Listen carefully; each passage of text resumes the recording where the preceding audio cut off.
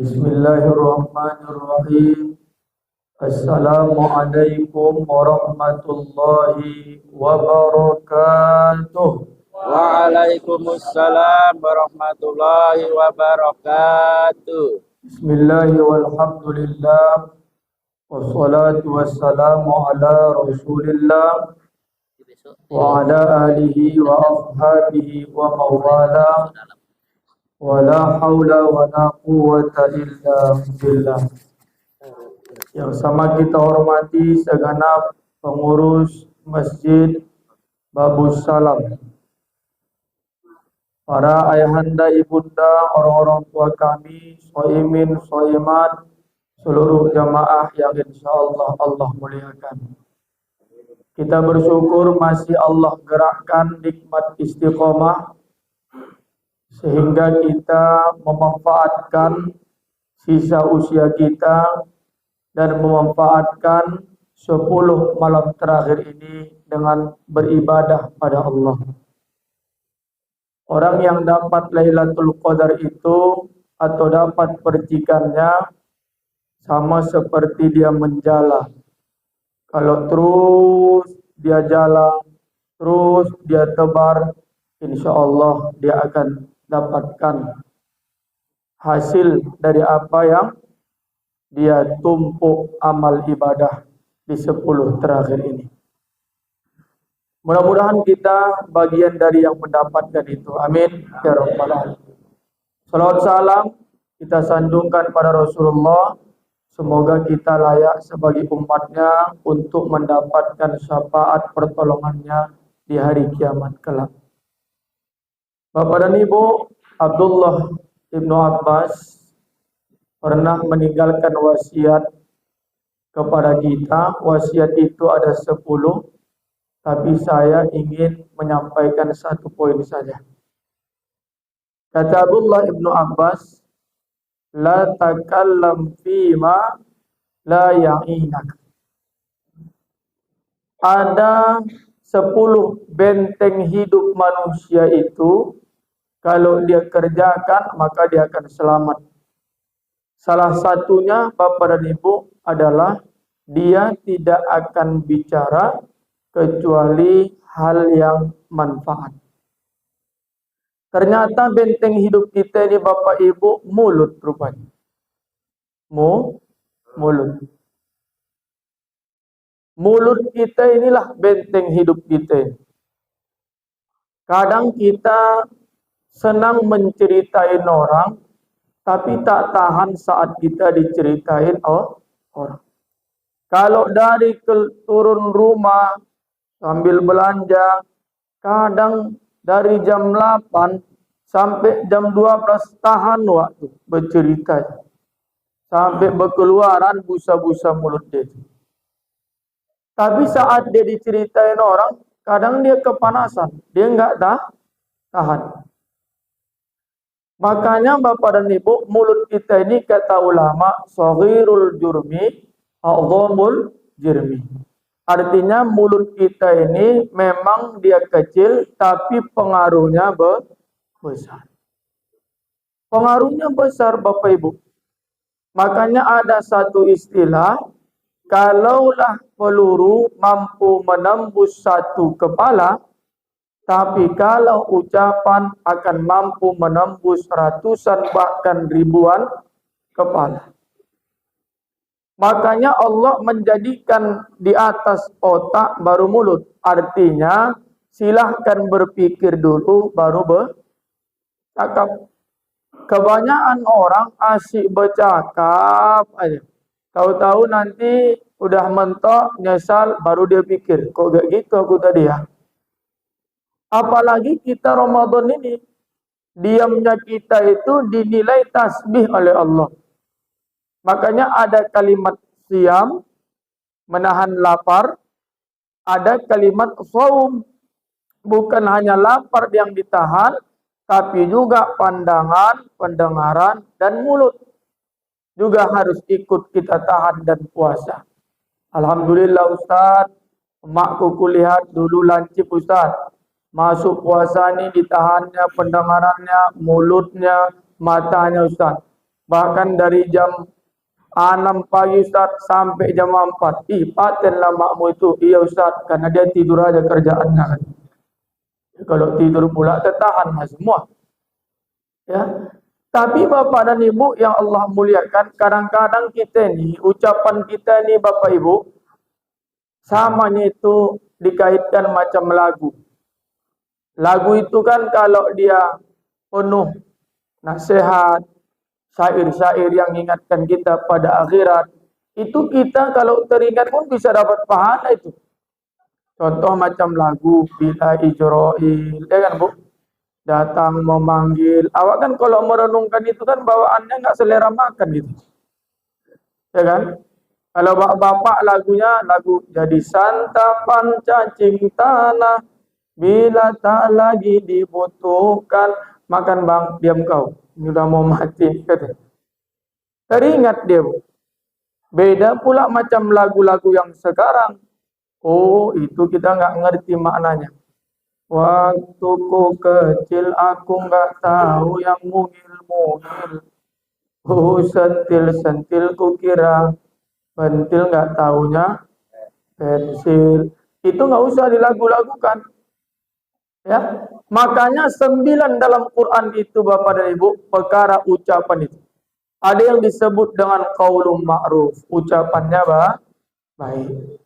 Ada yang disebut dengan qauluz zur, ucapannya itu tak baik. Ucapan yang tak baik itu kadang-kadang lewat awak, tengok gak? Agak mancung ku tengok hidungnya. Kemarin pesek. Kurasa tarik benang dia juga. Itu qauluz zur, menceritakan orang.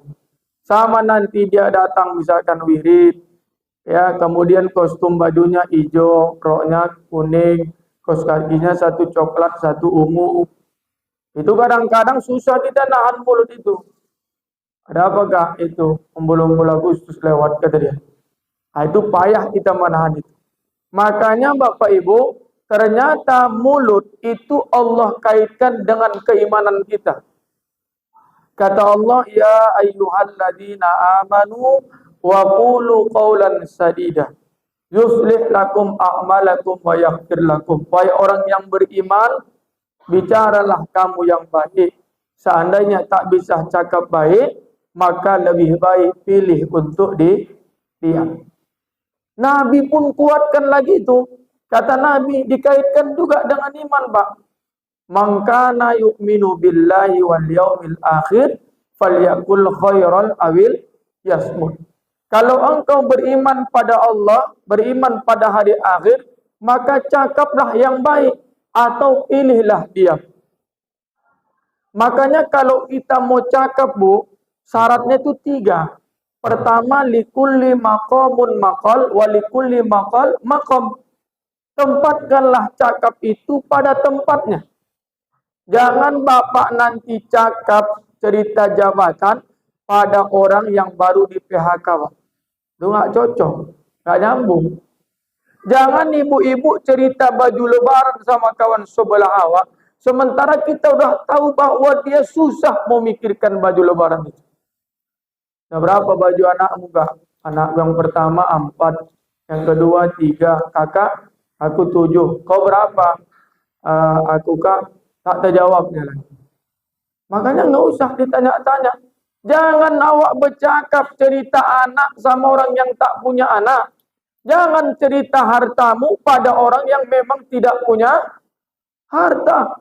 Itu syarat pertama Bapak Ibu. Kemudian yang kedua, pastikan saat keluar dari mulut kita itu ada manfaatnya untuk orang lain.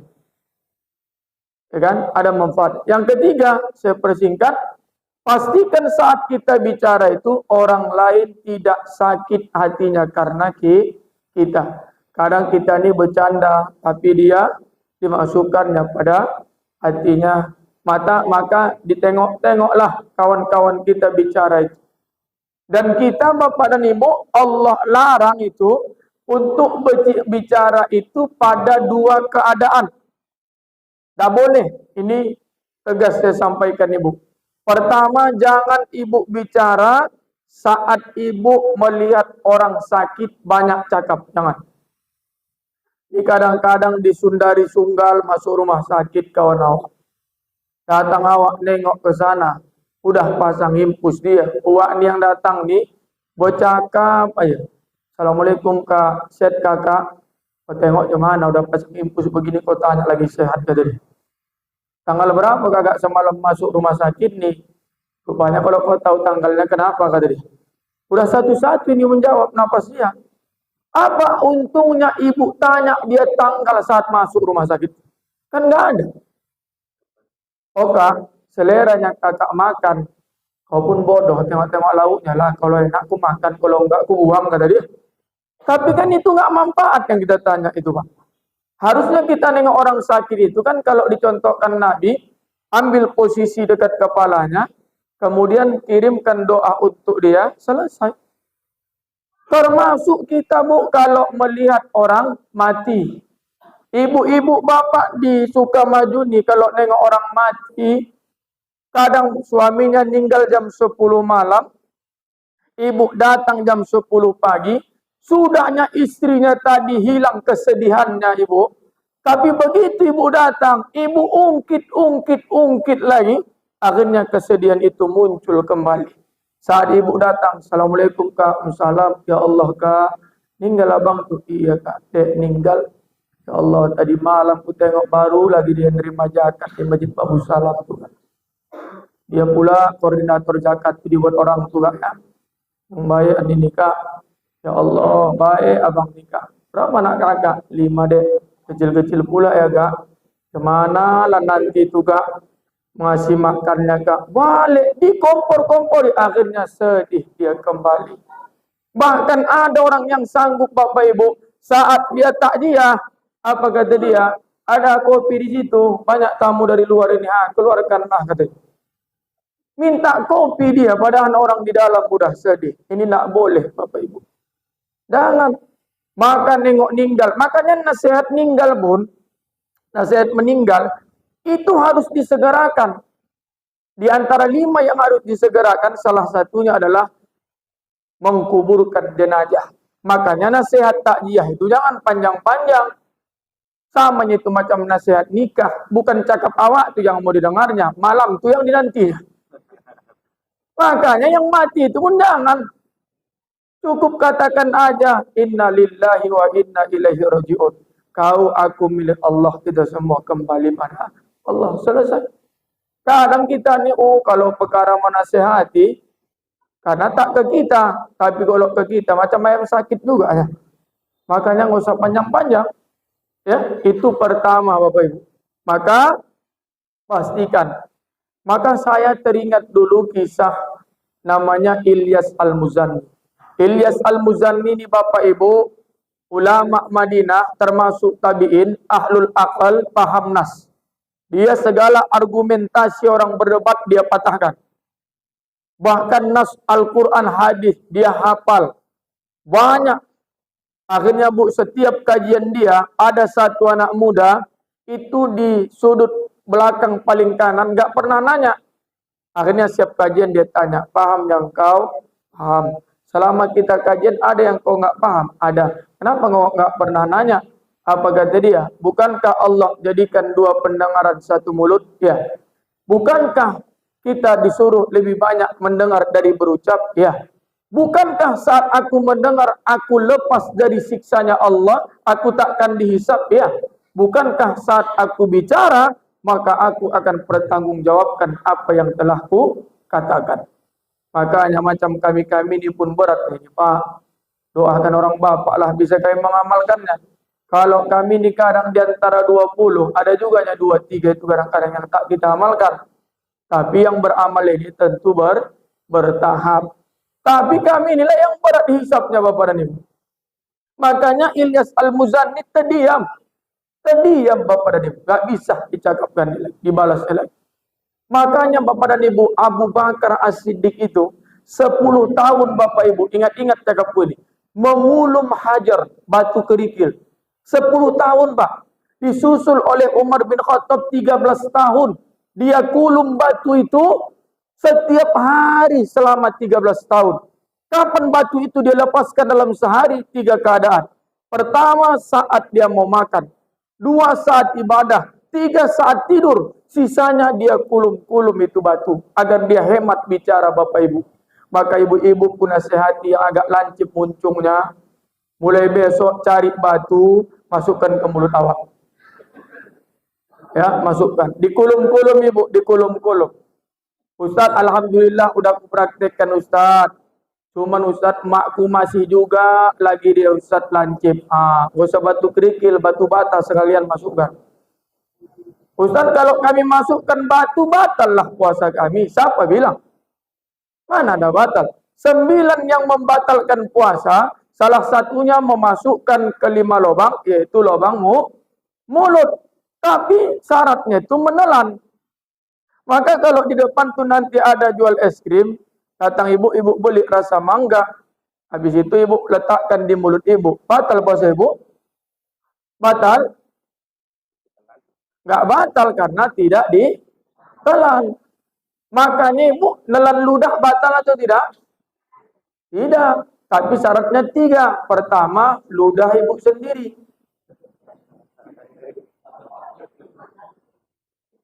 Enggak, maksudku bukan orang beludah ibu kutip-kutip, jorok kali lagi itu. Maksudku bapak ini kan punya istri, kalau dia pulang kerja, kebetulan pula tegangan tinggi, ditengoknya ibu di ruang TV, kemudian macam Putri Duyung, model ke barat-baratan. Akhirnya diciumnya pipi ibu, batal puasa? Mana pula batal? Pipi. Ibu ini tak fokus ya. Dipikirnya gigi, aku bilang pipi, bukan gigi. Kacau kita. Tapi kalau sudah berganti ludah dan lidah, itu maksudnya batal. Syarat kedua, ludah itu berada di mulut awak. Tidak ibu cari nanti gelas, ibu tampung-tampung, masukkan kulkas, itu lain cerita. Yang ketiga, ludah tadi tak bercampur dengan sesuatu. Makanya ibu kalau jual takjil, ada kabar gembira. Ibu rasa, batal puasa? Enggak, tapi makruh. Tapi kalau ditelan, maka batal. Samanya itu sama orang pak cabut gigi dia siang Ramadan. Batal nggak puasa? Batal atau tidak? Kok susah pak? Nggak batal, kecuali giginya ikut ditelan. Ditelannya gitu aja modelnya. Kok payah-payah ibu itu menjawab. Iya kan? Makanya ibu, ayolah, saya ajak kita ini untuk jangan supaya kita ini hanya menahan lapar haus. Jangan kita ini di hari kiamat nanti muflis bangkrut gara-gara persoalan mulut. Suatu hari Nabi berjalan Bapak Ibu dengan sahabat. Kemudian ada satu ghanam itu kambing. Kemudian udah jadi bangkai. Kata Nabi, siapa yang mau beli kambing ini? Kata sahabat, ya Rasul, kalau dia ini hidup aja, dengan tidak ada aku tengok tanduknya, gak ada aku tengok kakinya, tak mau aku beli ya Rasul, apalagi mati begini. Berjalan lagi, kata Nabi, siapa yang mau mengambil gratis kambing ini? Ya Rasul, ini kan dah jadi bangkai, haramlah kalau kami ambil. Apa kata Nabi? Lebih baik engkau memakan bangkai ini daripada engkau memakan bangkai saudaramu. Artinya, baik makan bangkai ini daripada kita ceritakan aib orang lain, kita ceritakan orang lain, habis amal kita. Kadang kita ini sekali menunjuk orang, 4 tunjukkan itu, kita lupakan buruknya dalam diri kita. Ya, makanya ada dulu wanita, status sosialnya bagus di masyarakat masa Nabi, orang bilang bahwa dia ahli ibadah, cuman satunya kesalahan dia. Kata sahabat sama Nabi, wanita ini ya Rasul, mulutnya tak bisa ditahannya. Kata Nabi, la ghaira fiha innaha finnar. Wanita ini bukan orang baik. Kalau dia mati, Allah akan hantar dia masuk dalam neraka. Na'udzubillah. Ya, makanya Bapak dan Ibu yang dimuliakan Allah, ada dalam Islam itu namanya tabayun. Sikit lagi Pak. Tabayun, ada namanya klarifikasi. Saya tutup dengan kalimat Ibnu Qayyim al-Jauziyah dalam kitab Ar-Ruh. Kata beliau, yang terlihat oleh mata boleh jadi bukanlah hal yang sesungguhnya. Berilah ruang pada dirimu untuk dapat memahami dan memaklumi karena Anda boleh saja salah. Maka kalau ada janda di depan rumah ibu, suatu malam mau lebaran begini, 3 malam berturut-turut, masuk aja laki-laki. Jangan cepat ambil kesimpulan. Ini kadang-kadang tengok juga, udah mulai dia jadi pemain di kampung kita nih Kak Adil. Kenapa deh? Itu 3 malam itu laki-laki itu masuk. Belum tabayun, ternyata yang masuk itu saudara dia pula. Ya, makanya saya tutup dengan kisah Imam Ahmad bin Hambal dan Muhammad Idris Asy-Syafi'i. Suatu hari Imam Syafi'i datang ke Imam Ahmad. Kemudian bertamu bermalam di rumah Imam Ahmad. Anak Imam Ahmad tanya, "Wahai ayah, siapa itu?" "Oh, itu ulama besar. Lahir di Gaza, wafat di Mesir. 150 Hijriah, 204 Hijriah. 54 tahun Bapak Ibu usia Imam Syafi'i itu." Akhirnya dilihat oleh anak Imam Ahmad. Bagaimana sih amal ulama ini kalau malam? Rupanya Bu, nggak ada yang spesial Bu. Biasa aja. Akhirnya singkat dari kisah, kemudian datang anak Imam Ahmad. "Ayah, kau bilang dia ulama, tapi nggak ada istimewa yang kulihat semalam suntuk yang dibuatnya. Begitu dia datang kulihat banyak makannya. Begitulah malam tak ada tahajudnya, nggak ada witirnya. Dia bangun pada saat azan berkumandang ayah. Lalu kemudian anehnya lagi ya, dia mengerjakan sholat subuh wahai ayah, tanpa beruduk dia wahai ayah." Buruk sangka anak Imam Ahmad. Betul begitu nak? Ya. Akhirnya Imam Ahmad datangi Imam Syafi'i. "Wahai Asy-Syafi'i, kata anakku begini-begini." "Apa itu?" "Engkau banyak makan." "Betul." "Bukankah," kata Imam Syafi'i, "kalau kita makan di tempat orang yang alim, itu menjadi obat bagi kita?" Tuh diam Imam Ahmad. Makanya ibu-ibu nanti kalau sahur di masjid nih, berbuka nanti di masjid nih, kalau mau bertambuh 2-3, pakai dalil ini. Pakai dalil ini. Kenapa kakak berbuka banyak di masjid nih? Masjid ini kan uangnya berkah Ustaz. Makanya aku dah kenyang, aku paksakan juga bertambuh biar jadi darah daging yang berkah. Padahal dia udah seminggu tak makan. Nah, ini dalil yang pertama. Yang kedua, kenapa engkau tak ada tahajud? Apa kata Imam Syafi'i? "Saya mengistimbatkan banyak khulasoh kesimpulan hukum dari habis Isya sampai menjelang adzanlah pola lainnya." Banyak wahai Imam Ahmad. Bukankah Nabi katakan lebih baik menuntut ilmu daripada beribadah sunnah? Yang ketiga, kenapa engkau langsung sholat subuh tanpa beruduk? Wahai Imam Ahmad, aku sholat subuh, udukku adalah uduk sholat Isya. Itulah yang dilakukan Syekh Abdul Qadir. 40 tahun beruduk sholat Isya Bapak Ibu. Kita tahu siapa kita amalkan ini, karena aku yakin kita tak sanggup. Jangankanlah subuh ke Isya, maghrib ke Isya, udah je beluak dulu. Tergentut-gentut. Jadi itulah Bapak Ibu, intinya saya ingin sampaikan, ayo kita tahan mulut kita, karena Ramadan ini adalah madrasah, ya, pendidikan, supaya keluar Ramadan nanti mudah-mudahan amal kita diterima Allah dan kita mendapatkan dari bagian dari malam Lailatul Qadar. Amin ya rabbal alamin. Mohon maaf atas segala kekurangan. Terima kasih Bapak Ibu atas segala perhatian. Assalamualaikum warahmatullahi wabarakatuh. Ini pakai yuk.